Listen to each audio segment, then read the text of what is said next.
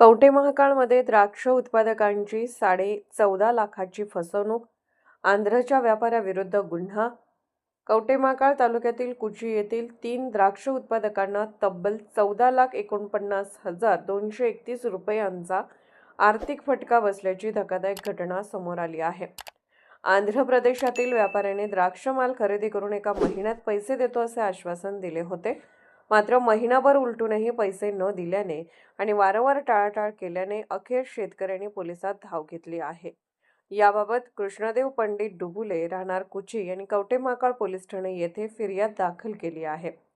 फिर्यादीच्या तक्रारीनुसार आंध्र प्रदेशातील रावरपालम येथील साई फ्रूट कंपनीचे सिरगम रमेश, सिरगम कोंडलराम आणि सिरगम मुरली कृष्णा यांच्या विरोधात फसवणुकीचा गुन्हा नोंद करण्यात आलाय. आरोपी व्यापाऱ्यांनी फिर्यादीसह आणखी 2 शेतकऱ्यांकडून मिळून 21 टनाहून अधिक द्राक्ष मालाच्या हजारो पेट्या खरेदी केल्या होत्या. या मालाची एकूण किंमत सुमारे 14,49,000 रुपये इतकी आहे. एका महिन्यात संपूर्ण रक्कम अदा करू असे आश्वासन देण्यात आले होते. मात्र वारंवार संपर्क साधूनही पैसे न मिळाल्याने अखेर शेतकऱ्यांनी कायदेशीर कारवाईचा मार्ग स्वीकारला.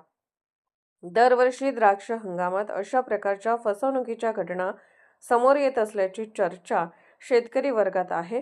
त्यामुळे व्यापाऱ्यांवर कठोर कारवाई करण्याची मागणी होत आहे. दरम्यान आरोपींना ताब्यात घेण्यासाठी पोलीस पथक आंध्र प्रदेशात रवाना होणार असल्याची माहिती समोर आली आहे.